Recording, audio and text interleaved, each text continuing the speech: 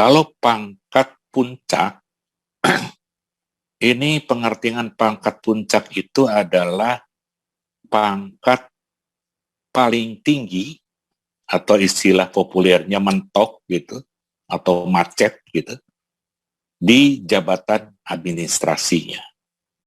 Jadi misalnya pangkat eselon 3 itu mentoknya di 4B. Dia meskipun sudah 5 tahun, 6 tahun, 15 tahun, tetap aja 4B kalau masih eselon 3. Kecuali kalau jadi eselon 2, itu bisa naik ke 4C dan seterusnya. Nah, untuk eselon 4 pun demikian. Ada pangkat puncaknya pada jabatan eselon 4. Tetapi pangkat puncak pada eselon 4 itu dibedakan antara eselon 4 S1, eselon 4 S2, dengan eselon 4 S3. Kalau eselon 4 S1 mentoknya di 3D. Kalau eselon 4-nya 4A, mentoknya di 4A, meskipun sudah bertahun-tahun. Kalau untuk yang S3, mentoknya eselon 4 itu di 4B. Sehingga ke dalam jabatan ahli muda, yang 4B, 4A, dan 3D itu sama 300 kalau menggunakan konvensional. Kalau menggunakan konversi integrasi, menggunakan angka kredit 100. Nah, untuk yang konvensional, ini menggunakan angka kredit konvensional itu 550 dan menggunakan konversi integrasi itu adalah 150. Jadi ini adalah untuk pangkat puncak. Jadi kalau diperhatikan di sini, kalau tadi eselon 3 itu 4A belum pangkat puncak. Tetapi kalau eselon 3 4B ini sudah pangkat puncak di 4B-nya. Berikutnya, nah ini adalah untuk pangkat pada saat jabatan administrasinya ternyata di bawah jabatan fungsionalnya. Contohnya adalah masih eselon 3 tetapi sudah masih 3D tetapi sudah eselon 3. Masih 3B tetapi sudah eselon 4. Masih 2D tetapi sudah eselon 5. Nah, 3D ini ada di bawah pangkat ahli madya. Karena ahli madya itu pangkatnya mestinya adalah 4A. Kemudian yang 3B pun mestinya ada di bawah pangkat ahli muda. Nah, ahli muda itu pangkatnya minimal 3C. Nah, ini juga tetap dilihat, diperhitungkan berapa masa kerja dari jenjang pada saat jabatan administrasinya itu. Jadi untuk yang lebih dari 4 tahun, kalau pangkatnya adalah 3D, pangkatnya sudah ahli madya. Tapi angka kreditnya kalau konvensional itu 450 dan konversi integrasi itu adalah 150. Kalau 3B ahli muda, angka kreditnya 250, kemudian konversi integrasinya angka kreditnya 100.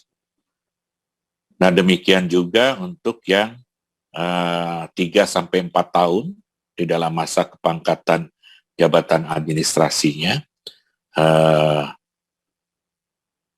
yang bersangkutan akan diberikan angka kredit 75%.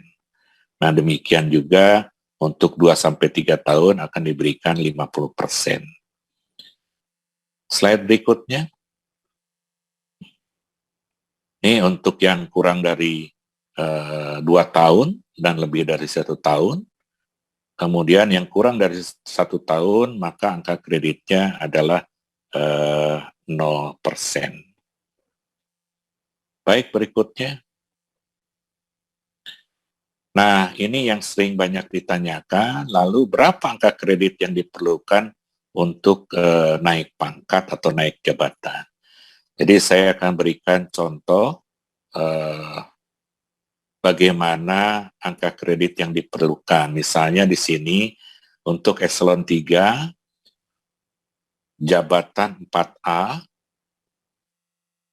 lebih dari 4 tahun 4A-nya. Kemudian menjadi perencana ahli media dengan angka kredit dasar 100%, yaitu 550 dan 150. Berapa kebutuhan angka kredit untuk naik pangkat ke 4B? Nah, tadi ingat bahwa 4A untuk eselon 3 itu belum pangkat puncak, karena pangkat puncaknya itu adalah 4B. Sehingga naik pangkat bagi yang belum pangkat puncak akan disebut dengan naik pangkat normatif. Jadi pangkat normal. Sehingga di sini angka kredit yang diperlukan itu adalah 150 karena dia adalah perencana ahli media. Nah, untuk yang sudah memperoleh 100%, maka dapat diusulkan untuk naik pangkat reguler ke 4B tanpa mengumpulkan angka kredit. Jadi untuk perencana ahli media yang sudah berada di jabatan eselon 3-nya lebih dari 4 tahun dapat diusulkan untuk naik pangkat reguler tanpa mengumpulkan angka kredit. Lalu setelah menjadi 3B, maka kemudian berlaku angka kredit normal, yaitu setahunnya dibutuhkan minimal 37,5 dan maksimal 56,25. Untuk contoh yang lain, apabila eselon 3-nya dan golongan pangkatnya 4A, tapi masih bermasa kerja 2-3 tahun, maka angka kredit dasarnya 50%, yaitu 475, dan kemudian atau 75 kalau menggunakan angka kredit integrasi. Sehingga kebutuhan untuk naik pangkat ke 4B diperlukan karena sudah 50% dibutuhkan 75 lagi untuk menjadi 50 dan 75 lagi untuk menjadi 150. Nah, ini dikumpulkan merupakan angka kredit kumulatif, tetapi 175 ini dapat dikumpulkan beberapa tahun karena setahunnya maksimal adalah 56,25. Berarti sekitar 2 atau 3 tahun untuk naik pangkat ke 4B. Slide berikutnya. Slide berikutnya adalah untuk pangkat puncak. Nah, ini menjadi agak berbeda karena pada intinya kalau pangkat puncak ini meskipun sudah 100%, tetapi tidak bisa langsung mendapatkan kenaikan pangkat reguler. Jadi untuk pangkat puncak ini ada kewajiban untuk naik pangkat dengan menggunakan angka kredit. Nah, ini contoh yang pangkat puncak eselon 4. Kalau yang pangkat puncak eselon 3 tidak saya berikan contoh karena tinggal langsung mengumpulkan angka kredit saja. Tetapi untuk pangkat puncak eselon 4, karena eselon 4 ini contohnya adalah eselon 4, pangkat golongannya udah 4B karena yang bersangkutan itu memiliki kualifikasi pendidikan S3.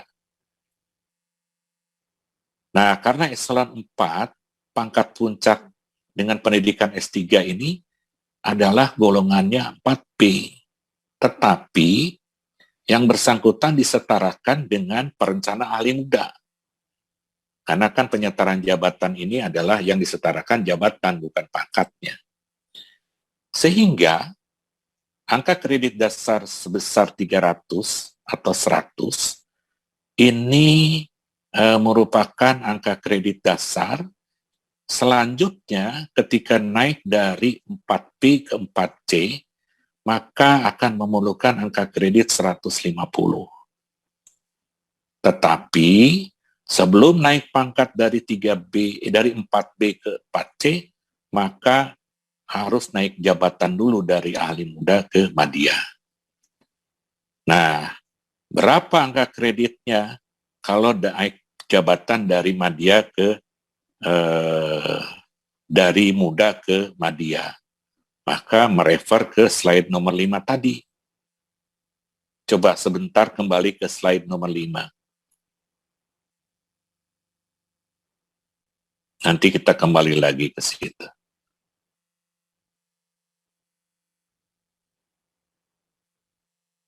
Supaya mengerti ya. Nah, stop di sini.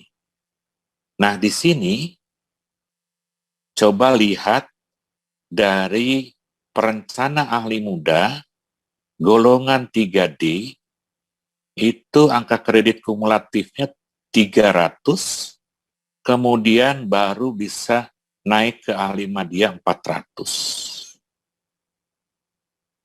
Gitu ya. Nah, kalau pangkat integrasi, angka kredit dari 3C 100, dari 3D 100, kemudian masuk ke 4A, maka akumulasinya sudah menjadi 200. Baru nanti setelah 200 itu angka kreditnya akan dinolkan. Jadi kalau begitu, berapa angka kredit yang dibutuhkan untuk menjadi perencana ahli madya? Ya kalau konvensional menjadi 400. Kalau yang menggunakan integrasi menjadi 200. Gitu ya. Coba kembali lagi ke slide yang tadi.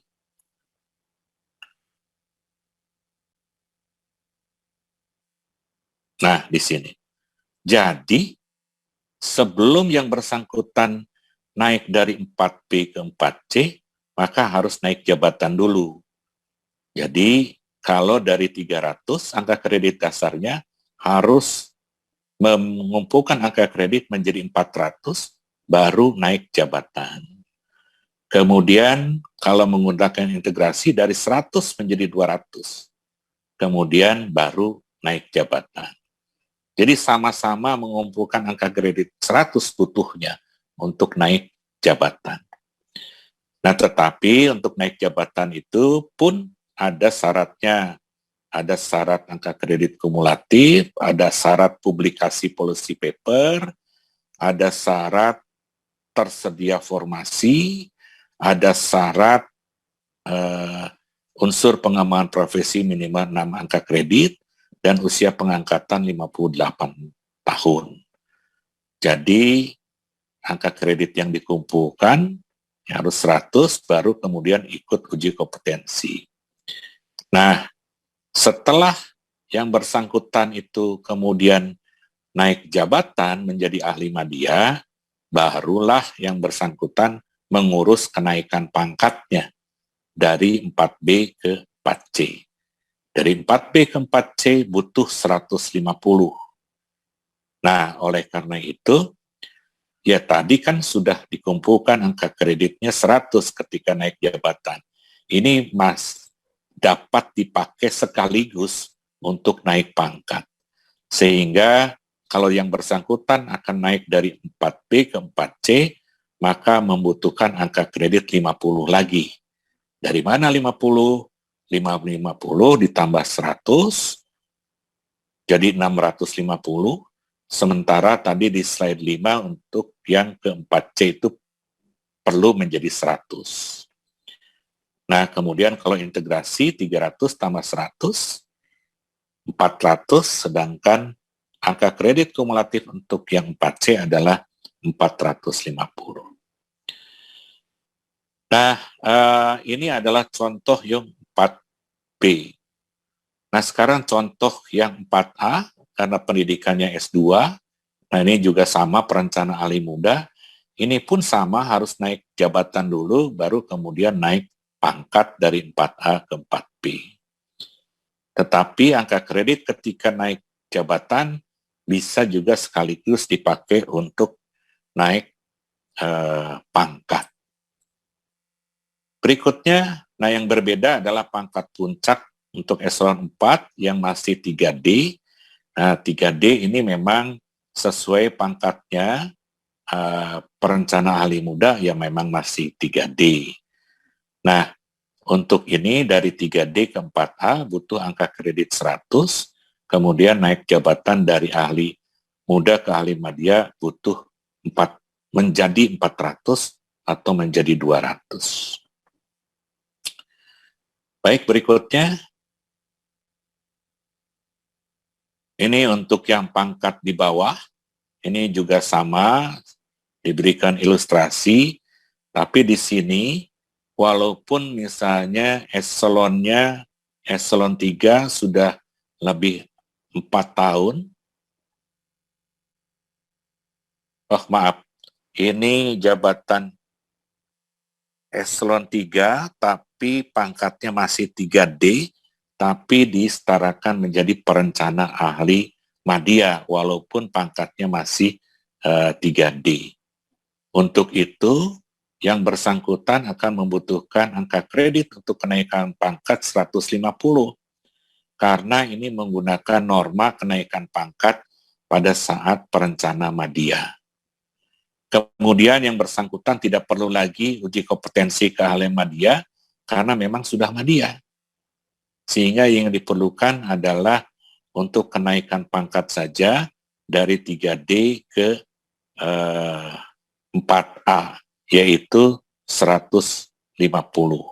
Nah, nanti kalau sudah naik pangkat, sudah mencapai 450 atau 150 akan dinolkan. Nah, untuk Bapak Ibu sekalian yang belum mengerti kenapa harus dinolkan, ini saya harus kasih satu sesi lagi tentang aturan-aturan jabatan fungsional perencana. Ini mungkin nanti atau dari panitia IHT itu bisa diputar lagi, ada video tentang penjelasan kebijakan jabatan fungsional perencana, kenapa ketika naik jabatan harus dinolkan.